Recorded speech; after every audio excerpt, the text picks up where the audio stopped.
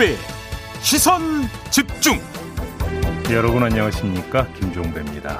잠시 후 인천공항에 이스라엘에서 온 화이자 백신 70만 회분이 도착합니다. 코로나19 일일 확진자가 다시 1000명대를 돌파한 상황이라 빠른 백신 접종이 더욱 절실한데요. 이번 백신 스와프가 도움이 될지 2부에서 방역당국 연결해서 자세히 알아보겠습니다. 고 김홍영 검사를 폭행해 극단적 선택에 이르게 한 김대현 전 부장검사가 이제야 징역 1년의 실형을 선고받았는데요. 유족 측 입장 대리인 통해서 들어보겠습니다. 3부에서는 청와대 박수영 국민소통수석 연결해서 수산업자 특사 논란 등 여러 현안에 대한 입장 들어보겠습니다. 7월 7일 수요일 김종배의 시선집중, 광고 듣고 시작합니다.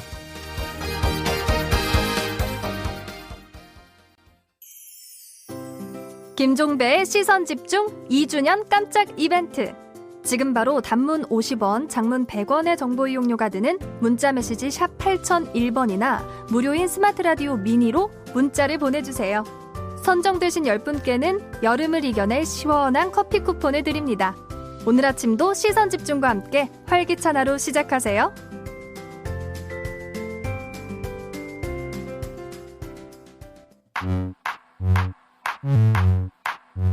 뉴욕에 뉴욕타임즈가 있다면 시선집중에는 JB타임즈가 있다. 촌철살인 뉴스 총정리 JB타임즈. 네, 더 막내 작가와 함께 시선집중의 문을 열겠습니다. 어서 오세요. 네, 안녕하세요. 더막갑니다. 네. 들으셨죠? 커피? 네. 네. 지금 문자 막 들어오고 있습니까? 네, 지금 막 도착하고 있는데요. 네. 랜덤으로 방송하는 커피 쿠폰 참여 이벤트 조금 전에 나갔습니다. 바로 지금이에요. 지금 손가락을 빨리 움직여주시면 되겠습니다. 짧은 문자 50원, 긴 문자 100원의 이용료가 부과되는 문자 메시지 샵 8001 열려 있고요. 스마트 라디오 미니 게시판에 아는 척 해주시면 되고요. 추첨을 통해서 하루 10분에게 모닝커피 보내드립니다. 네, 알겠습니다. 자, A스타인 가보죠. 네, 어제 JB타임즈를 마무리하면서 저희가 속보로 전남 광양 산사태를 전해드렸잖아요. 예. 안타깝게도 이 산사태로 80대 할머니가 숨졌습니다. 유족들은 막을 수 있었던 인재라고 지금 주장을 하고 있는데요. 내막을 보니까 할머니 집 위쪽에서 2년 전부터 공사가 진행 중이었어요. 그래서 유족들은 뿐만 아니라 주민들이 집안이 약하니까 조치를 해달라고 시에 3번이나 진정을 넣었다는 겁니다. 예. 비가 올 때마다 토사가 밀려내려와서 산사태 우려가 있었다고 계속 제기를 했는데 제대로 대처가 안 된 것 같아요. 네. 광양시 행정지도는 공사를 잠시 중단하고 배수로를 설치하는 선에서 끝났고요. 예. 시가 공사업체에게 안전성 검사를 하자 제안을 했는데 업체는 법적인 의무가 아니다 라면서 거부를 했다고 합니다. 왜 이런 사고는 늘 반복이 되고 인재일까요? 결국 또 돈이죠. 뭐 비용 아닙니까? 그잖아요. 네. 공사 중단하고 조사 들어가면 검사 받으면 공기가 돈인데 여기서 손해보고 괜히 그렇게 해서 지방공사 해야 된다고 한다면 추가로 돈 들고 네. 뭐 이런 거 아니겠습니까? 그게 사람 목숨을 걸고 하는 비용 절감인 거죠. 반복되고 있는 현실입니다. 네, 정말. 돈보다 사람 목숨이 귀하죠. 네. 그거 모르는 분들은 없을 텐데 그냥 자나깨나 조심하시는 게 좋을 것 같습니다. 대처도 좀 잘 돼야 될 것 같고요. 시가 현장 조사를 제대로 했는지 이것도 좀 수사를 한다고 하더라고요. 오늘도 전국에 또 비 소식이 있습니다. 벌써 며칠째 이어지는 비라서 더 조심해야 되는 상황인데요. 모두의 안전을 기원하면서 JB타임즈 시작을 해보겠습니다. 오늘 주목할 첫 번째 뉴스는 오디오로 먼저 만나보시죠. 공직자의 친인척 관리는 정말로 중요한데 윤석열 전 총장님 같은 경우는 만약에 저였다면 장모가 되기 전에는 뭘 했는지 모르겠지만 그 이후에는 최소한 권한을 활용한 또는 거기에 의탁한 어떤 부정부패도 없게 했을 것이고 철저히 막았을 것이라는 생각이 듭니다. 여러분들이 많이 아시고 또 온 국민들이 저에 대해서 이렇게 비판하시는 저희 그 가족 내 문제, 소위 이제 가족 간 폭언 문제도 사실 출발 자체가 친인척 비리 문제였습니다. 그것만큼 공직자의 공적 권한에 기초한 문제를 미연에 예방하는 친인척 비리나 개입을 막는 건 정말로 어려운 일입니다. 쉽지가 않습니다. 그런 점에서 보면 윤석열 총장께서 가족들과 관계된 뭐 이런저런 얘기들이 있던데 뭐 그 문제를 좀 더 철저하게 사전적으로 봉쇄했어야 되는 거 아니냐. 네. 이재명 경기지사의 목소리죠. 네. 윤석열 전 검찰총장 장모의 지난주에 했었던 1심 판결, 의료법 위반 사건에 대한 1심 판결을 두고 좀 하는 이야기인 것 같은데요. 뭐 지금 쭉 들으셨기 때문에 뭐 추가로 제가 설명드릴 필요는 없을 것 같고 여기서 포인트가 하나가 좀 나오는 것 같은데요. 이재명 지사의 공격 포인트가 지금까지 나왔던 이야기들하고는 좀 약간 좀 다른 것 같지 않습니까? 어떤 포인트요? 무슨 이야기냐면 지금까지 그 지난주에 1심 판결이 나온 다음에 여권에서 나왔던 이야기는 장모 판결에 대해서 설명이든 유감 표명이든 뭔가 입장을 냈어야 되는 거 아니냐. 윤석열 전 총장에게 요구했던 게 바로 이거거든요. 네. 그런데 이재명 지사 이야기는 그 수위를 뛰어넘은 거죠. 왜 사전에 막지 못했냐. 친인척 관리를 왜 제대로 하지 못했느냐. 네. 이 문제를 지금 제기를 하고 있는 거잖아요. 그러니까 그동안 나왔던 어떤 요구보다 훨씬 센 공격인 셈인데 왜 이렇게 초점을 맞췄을까 공격에. 네. 제가 볼 때는 이중 효과를 노린 것 같은데요. 조금 전에 오디오에서도 나오는 것처럼 그 이재명 지사 이른바 형수 욕설 논란이 있지 않습니까? 네. 그 원인을 친인척 비리로 지금 잡았단 말이에요.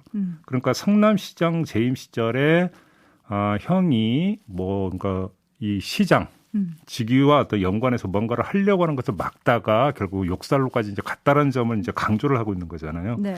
이렇게 되면서 형수 욕설 논란의 성격을 바꿔버릴 수 있는 거죠. 무슨 얘기냐면 인륜의 문제에서 청렴의 문제로 전환시킬 수 있다. 그죠? 욕설이 왜 나왔는가라는 배경 설명이 이루어지기 때문에 네. 이런 점이 하나가 있는 것 같고요. 두 번째는 정반대로 윤석열 전 검찰총장의 문제를 왜 입장 표명을 안 하느냐. 그래도 사유고 하면은 도의적으로라도 국민한테 입장을 표명해야 되는 거 아니냐. 도의의 문제를 제기를 했었는데 네. 그게 아니라 공직자의 책임의 문제로 전환시키고 있는 거죠. 그잖아요. 네. 이렇게 돼버리면 사안의 성격이 더 세지게 되는 거 아니겠습니까? 바로 어떤 그러니까 이재명 지사의 공격에는 이런 성격이 깔려 있는 것 같은데 윤석열 전 검찰총장이 만약에 이런 공격에 대해서 반박을 하느냐 안 하느냐 이게 관심사인데 반박을 한다면 판이 커지는 거 아니겠습니까? 그렇겠죠. 과연 반박을 할까 싶은 생각도 좀 있습니다. 네. 지금 이 시각까지 제가 윤 전 총장의 SNS를 보고 있는데 아직까지는 반응이 없습니다. 네. 근데 일일이 대응하지 않는 것도 전략이지 않을까요? 지금 이거는 대응을 하면 오히려 윤석열 전 검찰총장이 손해를 보겠죠. 그러니까요. 그러니까 대응을 현재까지는 안 하고 있는데 뭐 앞으로 어떻게 될지는 좀 잘 모르겠고요. 네. 근데 한편 7889님이 이재명 지사가 원하는 대로 국민들이 받아들일까요? 라고 질문을 주셨는데 지금 제이비가 얘기한 건 이제 어쨌든 이재명 지사 측에서는 한 번 더 내다보고 수를 친 거잖아요. 네. 성공을 한 건데 네. 먹힐까요? 그러니까 예를 들어서 이제 그 부인 장모 관련 의혹 사건이 여러 가지가 있지 않았습니까? 네. 이때 언론이나 정치권에서 이제 의혹 사건이 불거지면 먼저 쟀던 게 뭐냐면 윤석열 전 총장이 결혼하기 이전에 벌어진 일이냐 이후에 벌어진 일이냐 이것부터 쟀잖아요. 왜 그러냐면 결혼하기 전에 벌어진 일이라면 좀 뭐라고 이야기가 좀 약간 뭐하다. 이런 판단을 깔고 이제 그 접근에 들어갔던 건데 네. 만약에 결혼한 이후에 벌어진 일이라면 예를 들어서 의료법 위반 사건 같은 경우는 결혼 후에 벌어진 일이잖아요. 이렇게 된다면 두 가지 문제가 제기되는 거죠. 윤석열 전 총장이 그럼 당시에 몰랐느냐 1번. 네. 그다음에 이것도 관리 대상이었어야 되는 거 아니냐. 고위 공직자였다면. 이런 이야기가 이렇게 가는 거잖아요. 제가 볼 때는 국민들의 그 관심의 초점을 이쪽으로 유도하기 위한 발언이라고 해석을 해야 될 것 같습니다. 아니 상대에 대한 관심은 그렇다고 치고 본인에 대한 관심은 이재명 지사. 지사에 대한 네. 그거는 또 그것대로 가겠지요. 그렇죠? 어차피 자 보세요.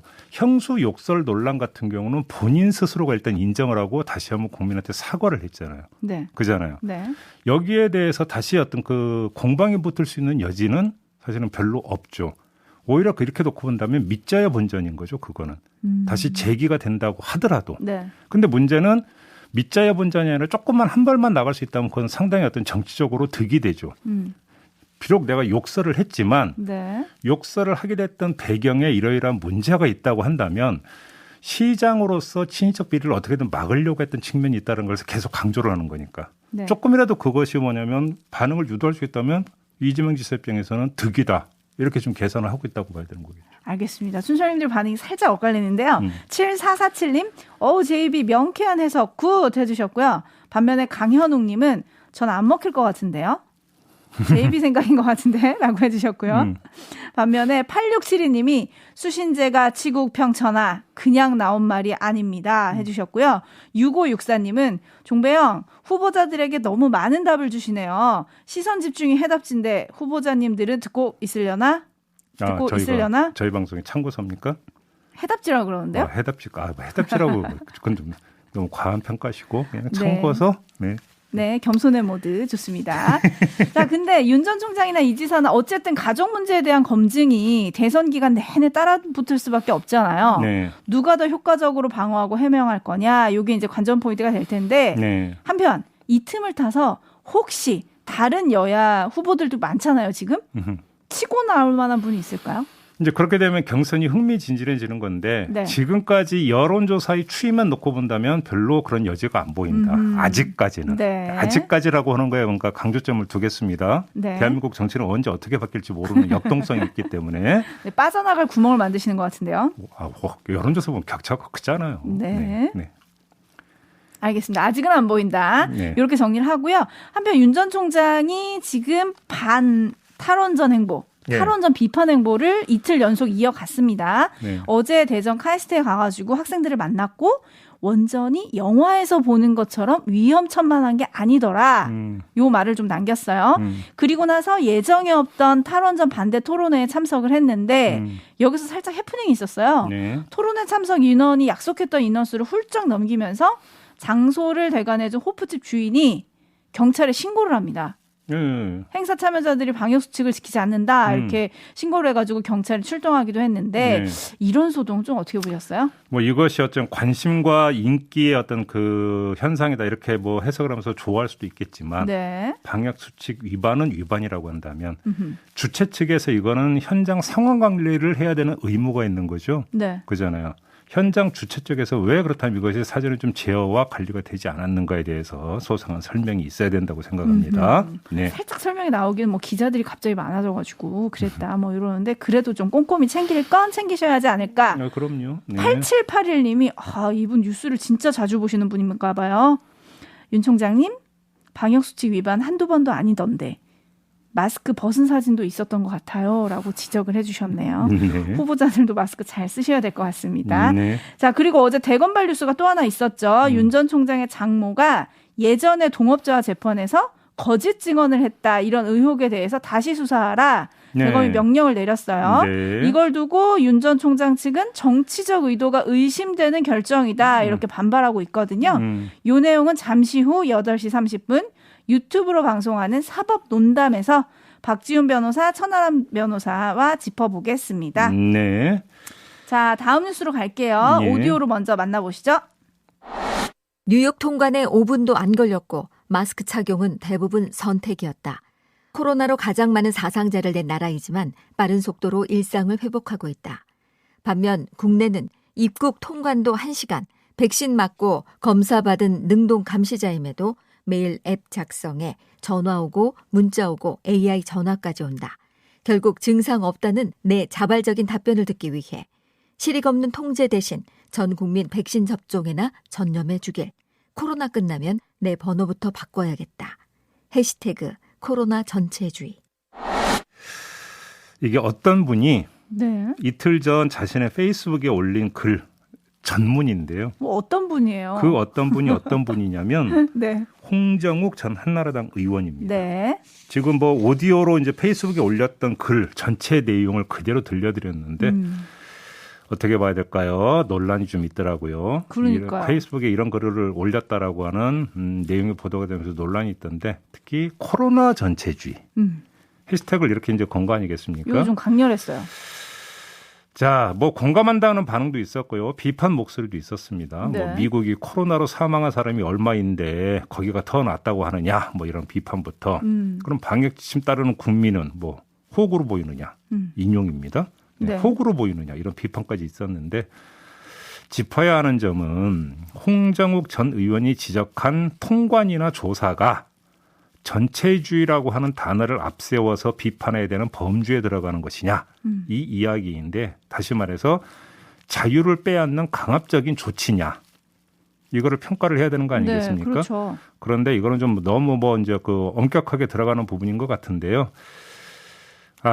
판단은 우리 애청자 여러분들이 충분히 하실 거라고 생각합니다. 지금 미국에서 발생한 코로나 사망자가 몇 명인지부터 좀 헤아렸으면 좋겠다. 네. 뭐 이런 말씀 좀 드리고 싶은 건데요. 이거저거 다 떠나서 저는 이렇게 봤습니다. 지금 코로나 전체주의라고 비판하는 그 목소리에 담겨 있는 게 코로나 귀차니즘 아니냐. 그잖아요. 통관 절차 오래 걸리고 이거저거 조사에 응해야 되는 게 너무 귀찮아서 짜증내서 올린 거 아니냐. 이렇게 읽을 여지가 좀 있는 거 아니겠습니까? 그렇지 않습니까? 네. 저는 그렇게 읽었습니다. 알겠습니다. 아니 홍 전 의원이 이 글을 저도 들어가서 봤거든요. 그래서 네. 그 밑에 달린 댓글을 쭉 봤어요. 많은 분들이 또 댓글을 달아주셨더라고요. 네. 통제가 있어서 그나마 우리나라가 선방했다. 실망이다. 뭐 이런 글들도 있었고요. 돌다리도 두들기라는 말을 비난하신다면 하하 할 말이 없습니다. 뭐 이런 댓글도 있었거든요. 예. 지금 촌철님들도 반응이 약간 비슷하신 것 같아요.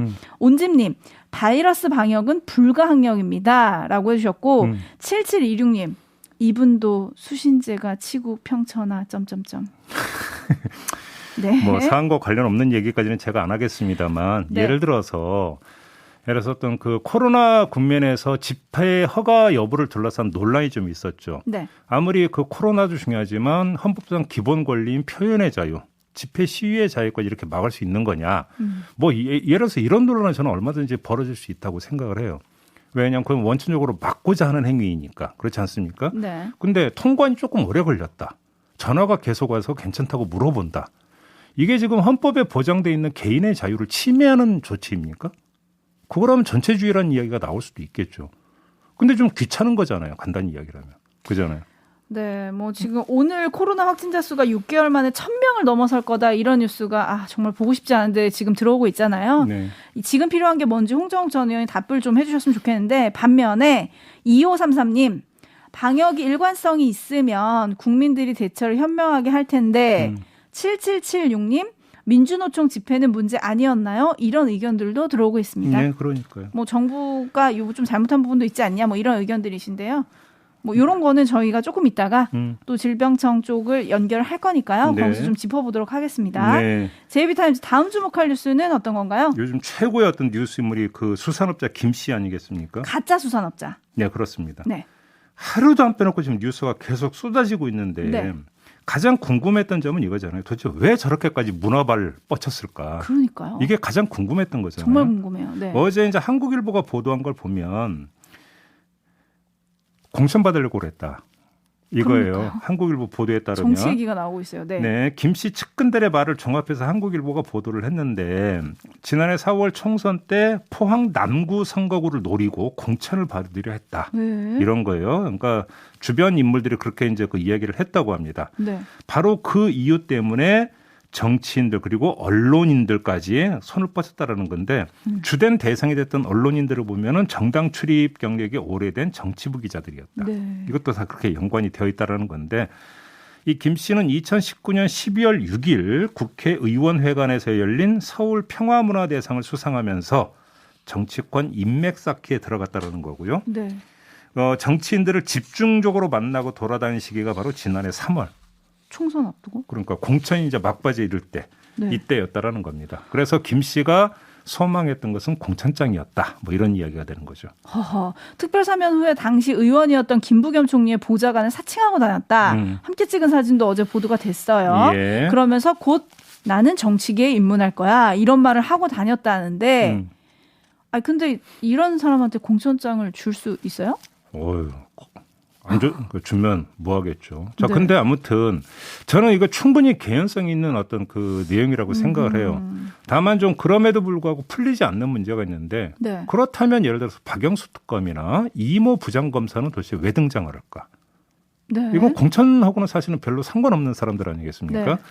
박영수 특검이 뭐 소속된 로펌에서 김씨 변호를 맡은 적이 있다는 보도도 있었고 하니까 그렇죠. 뭐 그거는 또 그렇게 연결이 될 수도 있다고 생각을 하는데 네. 이모 부장검사는 왜 박영수 특검이 소개해줬다라고 하는 이유 때문에 그렇게 이제 격가지로 그냥 얽힌 사이다라고 이해하고 넘어갈 수도 있겠는데 그렇게 보기에는 금품의 액수가 너무 커요. 그러니까요. 그걸 왜 줬느냐. 이모 부장검사에게 겁낸 금품이 도합해서 수천만 원대라는 거 아니겠습니까? 네. 그냥 어떻게 한 달이 건너서 알게 됐고 그래서 그러니까 뭐 친하게 지내서 나쁠 거 없으니까 보험용으로 해서 관계를 그러니까 탔다 이렇게 쳐요. 네. 그렇게 놓고 보기에는 공천을 노리고 있는 게 주목적이었다면 이모 부장검사는 격가지잖아요. 간단히.